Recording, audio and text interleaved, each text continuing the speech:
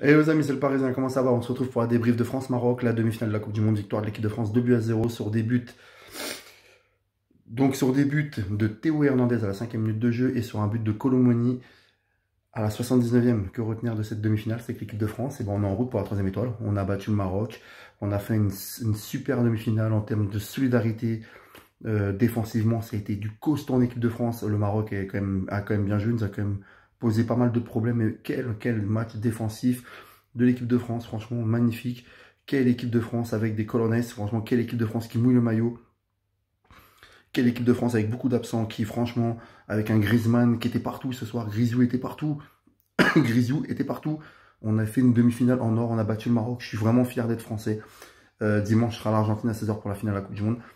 Ça sera compliqué, mais bon, moi j'y crois. Impossible n'est pas français. Le coq a mangé le lion de la classe. Je suis fier de mon coq, fier de ça. Allez, c'est beau. Voilà, peut-être une petite troisième dimanche. Ça serait tellement magnifique. Messi contre Mbappé. Voilà, les Marocains ont beaucoup cassé par contre. C'est une équipe qui casse beaucoup, qui met beaucoup de coups.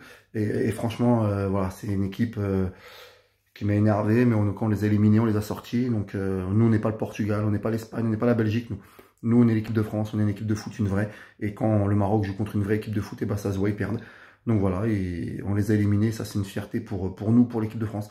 Quelle fierté, quel match. Merci les Bleus, merci Griezmann, merci Raphaël Varane, merci Hugo Lloris qui a été exceptionnel. Konaté, magnifique. Quel défenseur central. Konaté, vraiment, Upamecano n'était pas là, mais Konaté l'a remplacé haut la main.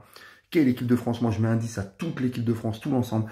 Quel coaching de Deschamps. Il fait rentrer Colomani qui marque quelques secondes après. Ça a été un super demi-finale. J'ai même pas stressé. Je savais qu'on allait les battre, le Maroc. Je savais très bien qu'on allait les battre. Et franchement, je suis vraiment fier. Dimanche, ça sera une grosse finale. Ça sera dur. Contre l'Argentine, ce sera très compliqué.